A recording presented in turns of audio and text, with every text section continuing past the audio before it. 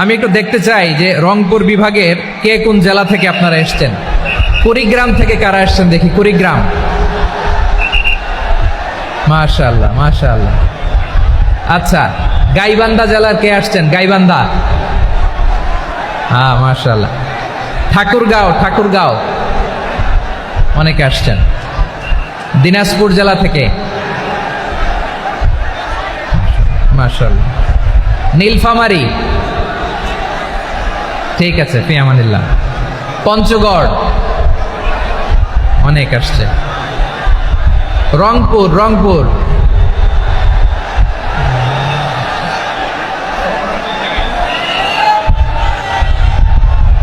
মাশাআল্লাহ মাশাআল্লাহ, ঠিক আছে। লালমনিরহাটের কারা দেখি, লালমনিরহাট।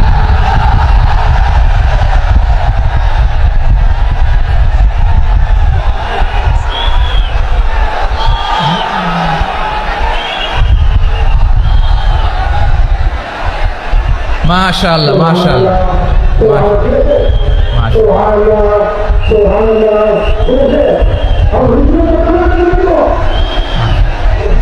ঠিক আছে ঠিক আছে। আচ্ছা, এই রংপুর বিভাগের বাইরে থেকে অন্য জেলার কারা কারা আসছেন দেখি, তাও আছে অনেকে। মাশাআল্লাহ, ঠিক আছে ঠিক আছে। আজকের প্রোগ্রামে উপস্থিত আছেন প্রধান অতিথি হিসেবে অধ্যক্ষ আসাদুল হাবিব দুলু ভাই, সাংগঠনিক সম্পাদক বিএনপি, জাতীয় নির্বাহী কমিটির সভাপতি, জেলা বিএনপি লালমনিরহাট। বিশেষ অতিথি হিসেবে আমাদের অনেক ভাইরা এসছেন, সবাইকে শুকরিয়া জানাই। সভাপতিত্ব করছেন জনাব আব্দুল হাকিম। আইন শৃঙ্খলা বাহিনী, প্রশাসন, ভলান্টিয়ার্স, শুনেছি আমি প্রায় 5,000 ভলান্টিয়ার্স আপনারা নিয়োগ দিয়েছেন। আলহামদুলিল্লাহ আলহামদুলিল্লাহ, অনেক গোছালো প্রোগ্রাম। আমার প্রাণ ঢালা ভালোবাসা জানবেন, আমার হৃদয়ের গহীন থেকে ভালোবাসা নেবেন, শুভেচ্ছা জানবেন সবাই। ঠিক আছে ঠিক আছে। প্রিয় ভাইরা, আমরা আর কাল বিলম্ব না করে মূল আলোচনায় চলে যেতে চাই। আজকে যে টপিকের উপর আমি কথা বলবো, টপিকটা হচ্ছে peaceful coexistence and communal harmony, শান্তিপূর্ণ সহাবস্থান এবং সাম্প্রদায়িক সম্প্রীতি। আমাদের বাংলাদেশে সাম্প্রদায়িক সম্প্রীতি আছে না নাই? আবহমান কাল থেকে আমরা মুসলিম, হিন্দু, বৌদ্ধ, খ্রিস্টান, পাহাড়ি, নৃগোষ্ঠী মিলেমিশে একাকার, আমরা সবাই মিলে বাংলাদেশ। আওয়াজ করে বলেন ঠিক কিনা? আমাদের পারস্পরিক সম্প্রীতি, ভালোবাসা, সৌহার্দ্যপূর্ণ আচরণ, বোঝাপড়া, এটা বেশ মজবুত। তবে মাঝে মাঝে আমাদের এই সম্প্রীতির ভেতরে অনেকে ফাটল ধরাতে চায়। আমরা যে সুখে আছি, শান্তিতে আছি, এটা অনেকের ভালো লাগে না, ঠিক কিনা বলেন? আমাদের মধ্যে সাম্প্রদায়িক সম্প্রীতি, সৌহার্দ্যপূর্ণ আচরণ, ভালোবাসা, এটা আবহমান কাল ধরে আছে। তার প্রমাণ, আমরা তাফসিরুল মাহফিলের আয়োজন করলে আমাদের হিন্দু ভাইরা ডিস্টার্ব করে না, ঠিক কিনা? এবং আমি যদি বলি হাত তোলেন, হিন্দু ধর্মের কারা কারা এসেছেন, কত শত কত হাজার যে হাত উঠবে, আপনি অবাক হয়ে যাবেন। আমি চাচ্ছি না হাত উঠাতে। খুলনাতে সর্বশেষ যে আমি প্রোগ্রাম করে গেলাম, সেখানে কয়েকশো হিন্দু ভাই আসছে আমাদের আলোচনা শুনতে। আলহামদুলিল্লাহ। অনেক বৌদ্ধরা আসে, অনেক খ্রিস্টানরা আসে। এবার সফরেও অনেক হিন্দু ভাইরা আমার সাথে দেখা করেছে। তারা বলেছে, হুজুর আমরা আপনার আলোচনা শুনি। আলহামদুলিল্লাহ বলেন। So it's our responsibility to present our religion to our non-Muslim brothers and sisters. আমাদের অমুসলিম ভাই বোনদের কাছে ইসলামের সৌন্দর্য তুলে ধরা, এটা আমাদের দায়িত্ব। We all are the ambassador of Islam. আমরা প্রত্যেকে দায়িত্বশীল, আমরা প্রত্যেকে এক একজন ইসলামের অ্যাম্বাসেডর। আলহামদুলিল্লাহ বলেন। এজন্য এমনভাবে দ্য বিউটি অফ ইসলাম, ইসলামের সৌন্দর্য আমাদেরকে ফুটিয়ে তুলতে হবে, যাতে করে নন মুসলিমরা শাহাদা পড়ে, কালিমা পড়ে মুসলমান হয়ে যায়। অনেক নন মুসলিম ভাই বোন আমাদের হাতে শাহাদা পড়ে, কালিমা পড়ে মুসলমান হয়েছে, অনেক। সো আমরা যেন ইসলামের বিউটিটাকে তুলে ধরতে পারি, এবং এই যে সম্প্রীতি, এটাকে যেন আমরা অটুট রাখতে পারি। আদতে বাংলাদেশের ইতিহাস বলে আমাদের দেশে কোনো দাঙ্গা নাই, আছে? লালমনিরহাটের ভাইয়ের আওয়াজ করে বলেন, আমাদের দেশে হিন্দু মুসলিম দাঙ্গা আছে? আমরা ভাই ভাই, আওয়াজ করে বলুন তো, আমরা কি ভাই ভাই? কিন্তু কিছু দুষ্ট লোক আছে তারা আমাদের সম্পর্কের মধ্যে ফাটল ধরাতে চায়, ঠিক কিনা বলেন? মাঝে মাঝে ঝগড়া লাগাতে চায়।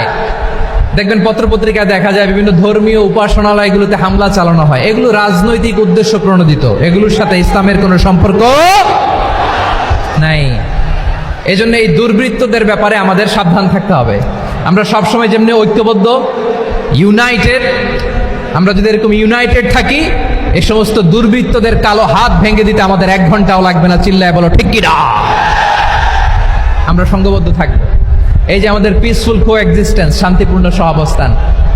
হিন্দুরা পূজা করে, যেদিন হিন্দুদের পূজা অনুষ্ঠান আমরা ওই দিন তাফসির মাহফিল করি না, ঠিক কিনা বলেন? যেদিন আমাদের তাফসিরুল কোরআনের প্রোগ্রাম, ওই দিন আমাদের হিন্দু ভাইরা ডিস্টার্ব করে না। সুবহানাল্লাহ। হিন্দুদের পূজা অনুষ্ঠানে মাদ্রাসার ছাত্র যে পাহারা দেয়, গোটা বিশ্বে এরকম দৃষ্টান্ত নজির বিরল, ঠিক কিনা বলেন? আইন শৃঙ্খলা বাহিনীর পাশাপাশি মাদ্রাসার ছাত্ররা যে সেখানে পাহারা দেয়, গোটা পৃথিবীতে এই দৃষ্টান্ত আপনি পাবেন না। মাদ্রাসার ছাত্ররা তারা তো কোরআনের ধারক, তারা হাদিসের ধারক, তারা কেন মন্দির পাহারা দিবে? এই সম্প্রীতিকে ধরে রাখার জন্য, এই সৌহার্দ্যকে ধরে রাখার জন্য, আমাদের পারস্পরিক ভালোবাসাকে অটুট রাখার জন্য। আওয়াজ করে বলতে হবে ঠিক কিনা? এখন বলেন, আমাদের এই ভালোবাসা অটুট থাক, আমরা চাই কি চাই না? আমরা হিন্দু মুসলিম মিলেমিশে শান্তিপূর্ণ সহাবস্থান, সাম্প্রদায়িক সম্প্রীতি। লালমনিরহাটের ভাইয়ের আওয়াজ করে বলুন, এই সাম্প্রদায়িক সম্প্রীতি আমরা চাই কি চাই না? আল্লাহ এই দেশকে তুমি বরকতময় করো, বাংলাদেশকে তুমি শান্তিময় করো। আওয়াজ করে সবাই বলেন আমিন। এই জায়গাটাতে সামান্য একটু আওয়াজ হচ্ছিল, এটাও থেমে গেছে। আলহামদুলিল্লাহ, আলহামদুলিল্লাহ। এখন একেবারে everything is in my control. মাশাআল্লাহ। ঠিক আছে, আমি মূল আলোচনায় যাই। প্রিয় ভাইরা, আমি বলেছিলাম আমার আলোচনার বিষয় হচ্ছে শান্তিপূর্ণ সহাবস্থান, সাম্প্রদায়িক সম্প্রীতি। আমরা দেখব ইসলাম আমাদেরকে কি কি দিক নির্দেশনা দেয়। শান্ত হইতে হবে। খরগোশের কানের মতো কান দুটো আমার দিকে করে রাখেন। আমি এখনো উঠে যাব, হাত মারায় লাভ নাই, আমি উঠে যাব। তাকায় থাকো আর কান খাড়া, আওয়াজ হবে না। হ্যাঁ, মাশাআল্লাহ, মাশাআল্লাহ, ঠিক আছে। আমরা দেখব যে রাসূল সাল্লাল্লাহু আলাইহি ওয়াসাল্লাম এই পিসফুল কোএক্সিস্টেন্সের জন্য আমাদের কি শিখিয়েছেন, কি কি গাইডলাইন দিয়েছেন। আমরা 1, 2, 3, 4 করে এগুলো আপনাদের সাথে শেয়ার করব। আমি আপনাদের খেদমতে সূরাতুল আনআমের 108 নম্বর আয়াত তেলাওয়াত করেছি। এখানে আল্লাহ রাব্বুল ইজ্জা ওয়াল জালাল তিনি ইরশাদ করছেন, ওয়ালা তাসুব্বুল্লাযীনা ইয়াদউনা মিন দুনিল্লাহি ফায়াসুব্বুল্লাহা আদওয়াম বিগাইরি ইলম কাযালিকা যায়্যান্না লিকুল্লি উম্মাতিন আমালাহুম সুম্মা ইলা রাব্বিহিম মারজিউহুম ফায়ুনাব্বিউহুম বিমা কানু ইয়ামালুন।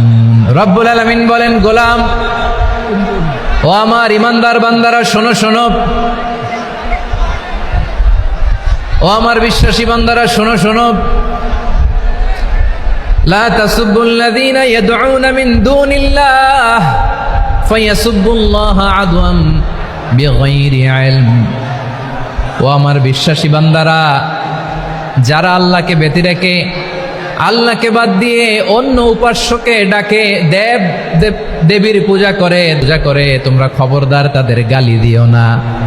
আওয়াজ করে বলেন, কি দিও না? আল্লাহ বলেন, ও বিশ্বাসীরা শোনো, যারা আল্লাহকে বেছে রেখে দেবীর পূজা করে, অন্য উপাস্যের পূজা করে, তাদেরকে ডাকে, ওই দেবতাদেরকে তোমরা গালি দিও না। যদি ওই দেবতাদেরকে গালি দাও, তাহলে ভুলবশত, শত্রুতাবশত তারা তোমাদের রব আল্লাহকে গালি দেবে, ঠিক কি না? তোমরা যদি তাদের দেবতাদের গালি দাও, ওরা রেগে তোমার আল্লাহরে গালি দিবে, তাহলে আল্লাহরে গালি খাওয়ানোর কারণ হয়ে গেলাম আমি, ঠিক কি না? বলেন।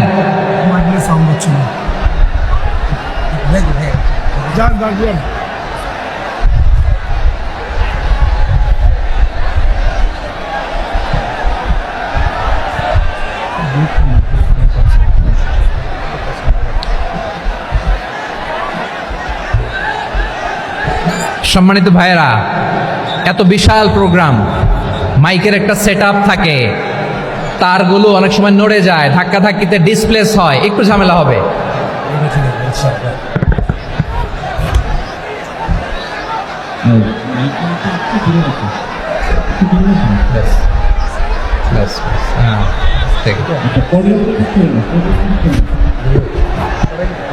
ঠিক আছে, একটু একটু সমস্যা হবে মাঝে মাঝে। আপনারা শান্ত থাকলে, শান্ত থাকতে হবে। এইভাবে সাউন্ড নাই, এই নাই, এই বলতে বলতে আমার সময়ও নাই, উঠে যেতে হবে। এগুলো বোকামি। এই বিভাগীয় প্রোগ্রামগুলোতে যাই, চিৎকার চেঁচামেচি করে তোমরা আসো, সময় শেষ, আমাকে উঠে যেতে হয়। আমরা তো বঞ্চিত হলাম। গুরুত্বপূর্ণ অনেক কথা শোনাবো তোমাদের, অনেক। প্রিয় ভাইরা, আপনারা শান্ত হয়ে বসুন, শান্ত হয়ে। রব্বুল আলামিন বলেন, খবরদার বিশ্বাসীরা, আল্লাহ ছাড়া যারা অন্যান্য উপাস্যদেরকে ডাকে, দেবতাদেরকে ডাকে, তাদেরকে তোমরা গালি দিও না।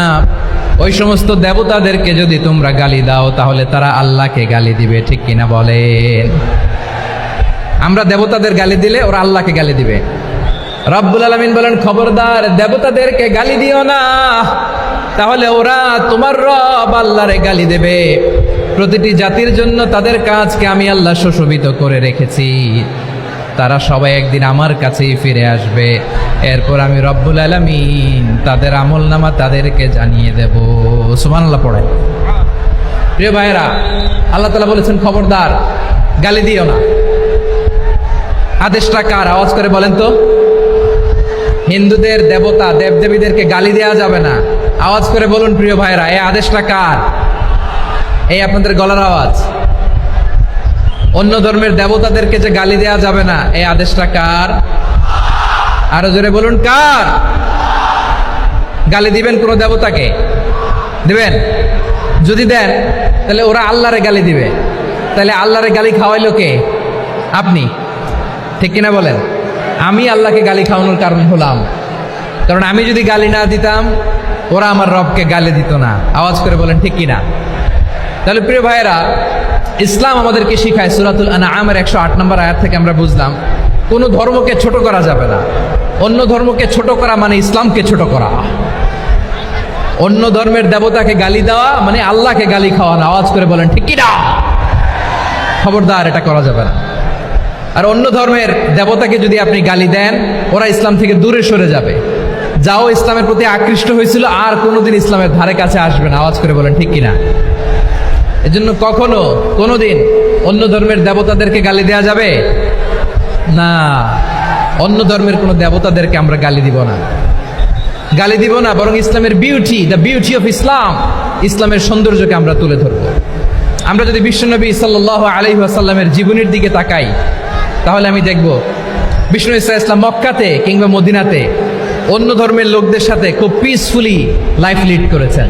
হোক মুশরিক, হোক খ্রিস্টান, হোক ইহুদি, বিশ্বনবী সবার সাথে মিলেমিশে ছিলেন। আলহামদুলিল্লাহ বলেন। ইসলাম হচ্ছে পিসফুল রিলিজিয়ান। অন্য ধর্মের প্রতি সহনশীলতার সবক ইসলাম আমাদেরকে দেয়।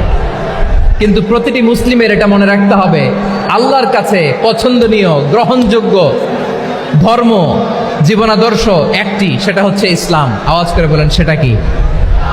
লালমনিরহাটের ভাইয়েরা আওয়াজ করে বলুন, আল্লাহর কাছে মনোনীত ধর্ম একটি, সেটা কি? এজন্য রব্বুল আলামিন বলেন, ইন্নাদ-দীনা ইনদাল্লাহিল ইসলাম, আল্লাহর কাছে মনোনীত গ্রহণযোগ্য অ্যাকসেপ্টেড ধর্ম মতাদর্শ একটা, সেটা হলো ইসলাম। ইসলাম ছাড়া অন্য কোনো ধর্ম যদি কেউ তালাশ করে, তার ওই ধর্ম আল্লাহ গ্রহণ করবে না। ওমাই ইয়াবতাগি গায়রাল ইসলামি দীনান ফালাই ইউকবালা মিন ওয়া হুয়া ফিল আখিরাতি মিনাল খাসিরিন।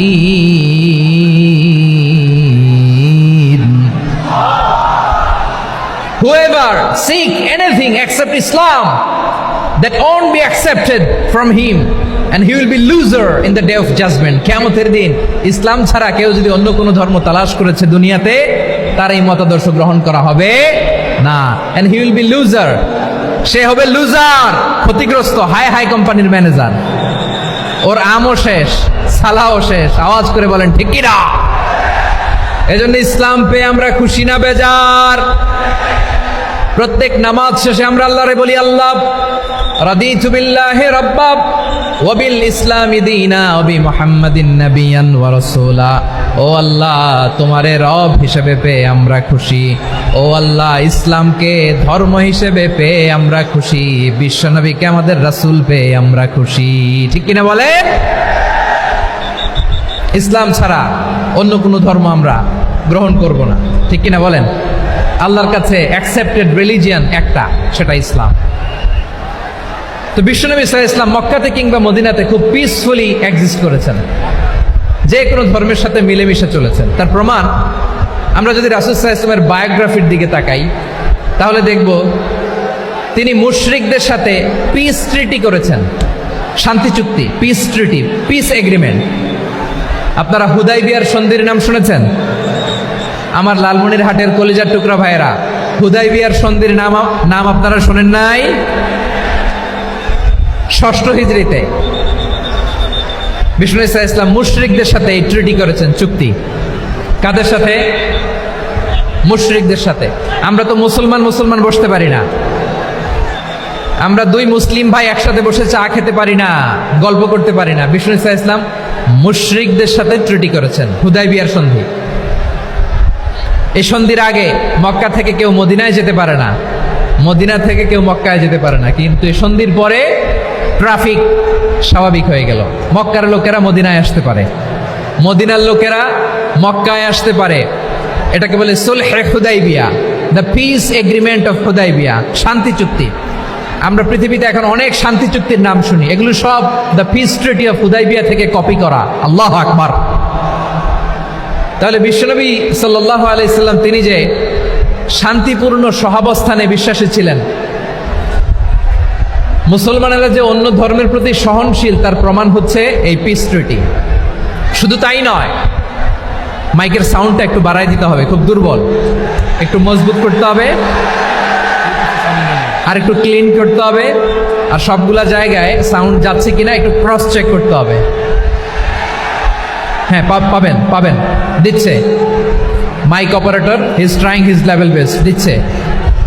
মাইক অপারেটর যিনি আছেন, প্রতিটি জায়গায় প্রতিটি সাউন্ড বক্সে যেন আওয়াজ পাওয়া যায়, একটু ক্রস চেক করেন, সাউন্ডটাকে একটু স্ট্রং করে দেন। হ্যাঁ, ঠিক আছে, মাশাআল্লাহ। এদিকে তাকান, এদিকে। মক্কার পার্ট গেল, পিস এগ্রিমেন্ট করলেন, শান্তি চুক্তি। বিষ্ণু ঈসা ইসলাম মদিনায় যেয়ে কি করলেন? মদিনায় যে বিষ্ণু ঈসা ইসলাম মদিনা চার্টার করলেন, মদিনা সনদ, সাহিফাতুল মদিনা, এটার বলে মদিনা চার্টার। যে ওয়েস্টে, ইউরোপে, আমেরিকাতে তারা অনেক চার্টার করে, এই সব চার্টার মদিনা চার্টার থেকে কপি করা। আওয়াজ করে পড়েন সুবহানাল্লাহ। বিষ্ণু ঈসা ইসলাম মদিনায় গেলেন, মদিনাতে মুসলিম, মুশরিক, ইহুদি, এই তিন ধর্মের লোক মিলে সব স্টেক হোল্ডার যারা আছে সবাইকে নিয়ে বিষ্ণু ঈসা ইসলাম মদিনা চার্টার করলেন, মদিনা সনদ। পড়েন সুবহানাল্লাহ। শুধু তাই নয়, মক্কাতে বিশ্বনবী পিস এগ্রিমেন্ট করলেন, শান্তি চুক্তি মুশরিকদের সাথে। মদিনাতে যে বিশ্বনবী মদিনা চার্টার করলেন, মদিনা সনদ করলেন ইহুদিদের সাথে। আবার মদিনাতে বিশ্বনবী ইহুদিদের সাথে পিস ডায়ালগ করলেন, ইন্টারফেথ ডায়ালগ করলেন, আন্তধর্মীয় সংলাপ করলেন। যেই সংলাপের মূল ভিত্তি ছিল তাওহীদ। মূল ভিত্তি ছিল কি? তাওহীদ। বিশ্বনবী ইহুদিদেরকে ডাকলেন, আহ্বান করলেন, কুল ইয়া আহলাল কিতাবি তাআলাউ ইলা কালিমাতিন সাওয়াইন বাইনানা ওয়া বাইনাকুম আল্লা না'বুদা ইল্লাল্লাহ ولا نشرك به شيئا ولا يتخذ بعضنا بعضا أربابا من دون الله فإن تولوا فقولوا اشهدوا بأننا مسلمون سبحان الله পড়েন। বিশ্বনবী মদিনার ইহুদিদের ডেকে বললেন, ও ইহুদিরা, শোনো শোনো, আসো এমন একটা আদর্শের প্রশ্নে আমরা একত্রিত হই, যে আদর্শের প্রচার তোমাদের নবীরাও করেছে, আমিও করি। যে আদর্শের কথা তোমাদের পবিত্র ধর্মগ্রন্থগুলোতে আছে, আমার কোরআনেও আছে, সেটা হলো তাওহীদ। আমরা এক আল্লাহ ছাড়া কারো ইবাদত করব না, আল্লাহর সাথে কাউরে শরীক করব না, আল্লাহ ছাড়া কাউরে রব মানব না। পড়েন সুবহানাল্লাহ। তাহলে আমার প্রিয় লালমনিরহাটের ভাইরা, মদিনাতে যেয়ে তিনি মদিনা চার্টার করলেন, মদিনা সনদ, পিস ডায়ালগ করলেন, শান্তির সংলাপ, ইন্টারফেথ ডায়ালগ করলেন, আন্তধর্মীয় সংলাপ, যার ভিত্তি ছিল তাওহীদ। সুবহানাল্লাহ পড়েন। তাহলে অন্য ধর্মের প্রতি সব সময় ইসলাম সহনশীল, টলারেন্স। যদি আপনি দেখতে চান ইসলামের নবী, বিশ্ব নবীর দিকে তাকান, ঠিক কিনা বলেন? আমরা তো সংখ্যালঘুদের রাইটস প্রোটেক্ট করার জন্য কত আইন বানাই, কত বৈঠক করি, কত সংবাদ সম্মেলন করি। বিষ্ণু সাল্লাল্লাহু আলাইহি ওয়াসাল্লাম সংখ্যালঘুদের রাইটসের ব্যাপারে, অধিকারের ব্যাপারে যে কথা বলেছেন, শুনলে আপনি অবাক হয়ে যাবেন। বিশ্বনবী বলেন, আলা মান যালামা মুআহাদান আও ইনতাকাসাহু আও কাল্লাফাহু ফাওকা তাআতিহি আও কাল্লাফাহু ফাওকা তাকাতিহি আও আখাযা মিনহু শাইআন বিগাইরি তিবি নাফসিন ওয়া আনা হাজিজুহু ইয়াউমাল কিয়ামা। খবরদার, জেনে রাখো, কেউ যদি কোনো সংখ্যালঘুর উপরে অত্যাচার করে, কোনো সংখ্যালঘুর প্রাপ্য থেকে যদি কেউ কাউকে ঠকায়, সংখ্যালঘুর উপর যদি কেউ কষ্ট দেয়, কোনো সংখ্যালঘুর সম্পদ যদি কেউ জোর করে কেড়ে নেয়, আমি কিয়ামতের দিন বিশ্বনবী ওই সংখ্যালঘুর পক্ষে আর ওই মুসলমানদের বিপক্ষে বাদী হয়ে দাঁড়াবো। সুবহানাল্লাহ বলতে পারলেন না? আল্লাহু আকবার। আপনি নামাজি, আপনি মুসল্লি, আপনি হাজী সাহেব, তাহাজ্জুদ পড়তে পড়তে কপালে দাগ ফেলে দিছেন, আপনার প্রতিবেশী হিন্দু, ভাবছেন আমার তো পাওয়ার আছে, ওর জমিটা দখল করি। বিশ্বনবী বলেন, কিয়ামতের দিন ওই হিন্দুর পক্ষে তোর বিরুদ্ধে আমি বাদী হয়ে দাঁড়াবো। পৃথিবীর কোন ধর্মে এরকম স্টেটমেন্ট পাবেন? পাবেন? আপনি ভাবছেন আপনি নামাজ পড়লে হাজী সাহেব কপালে দাগ ফেলাই দিলে আপনি সেলসেলায় জান্নাতে চলে যাবেন না? খবরদার। বিশ্বনবী বলেন, কোন সংখ্যালঘুর উপর যদি কেউ আক্রমণ করে, তার প্রাপ্য তাকে না দিয়ে যদি তাকে ঠকায়, তার উপর জুলুম করে, তার সম্পদ যদি কেড়ে নেয়, আমি নবী, তুমি মুসলিম হইতে পারো, মুসল্লি হইতে পারো, তার পক্ষে তোমার বিপক্ষে আল্লাহর দরবারে বাদী হয়ে দাঁড়াবো। আচ্ছা লালমনিরহাটের ভাইরা, কথা বুঝতে পারলে আওয়াজ করে উত্তর দেন। বিশ্বনবী যদি কারো বিপক্ষে দাঁড়ায় কিয়ামতের দিন, আই রিপিট, আমি আবারও বলছি, বিশ্বনবী যদি কিয়ামতের দিন কারো বিপক্ষে দাঁড়ায়, ও তো সেলসেলায়া জান্নাতি, তাই না? জান্নাতি না? যে নবীর সুপারিশ ছাড়া জান্নাতের গেটও দেখা যাবে না, ওই নবী যদি বলে তোর বিপক্ষে আমি বাদী হয়ে দাঁড়াবো, ওই জান্নাতে আর ঢোকার কোনো সুযোগ আমাদের থাকবে? এখানেই শেষ না আমার প্রিয় লালমনিরহাটের ভাইয়েরা, এখানেই শেষ নয়। বিশ্বনবী বলেন, মান কাতালা মুআহাদান, বুখারীর বর্ণনা, মান কাতালা মুআহাদান লাম ইয়ারাহ রাইহাতাল জান্নাহ। কেউ যদি, কোনো মুসলিম যদি অন্যায়ভাবে কোনো সংখ্যালঘুকে হত্যা করে, কোনো হিন্দুকে হত্যা করে, কোনো বৌদ্ধরে হত্যা করে, অন্যায়ভাবে কোনো মুসলিম যদি কোনো সংখ্যালঘুরে হত্যা করে, জান্নাতে যাওয়া তো দূরের কথা, ওই মুসলিম জান্নাতের ঘ্রাণও পাবে না। সেই বুখারীর বর্ণনা, মান কাতালা মুআহাদান লাম ইয়ারাহ রাইহাতাল জান্নাহ ওয়া ইন্না রিহাহা লা ইউজাদু মিন মাসিরাতি 40 আমা। যে জান্নাতের ঘ্রাণ 40 বছর দূরের রাস্তা থেকেই পাওয়া যায়। সুবহানাল্লাহ পড়েন। প্রিয় ভাইরা, এখান থেকে জান্নাতে পৌঁছতে লাগবে 40 বছর। এত দূর, কত বছর? সবাই বলেন কত বছর? এখান থেকে জান্নাতে পৌঁছতে লাগবে 40 বছর।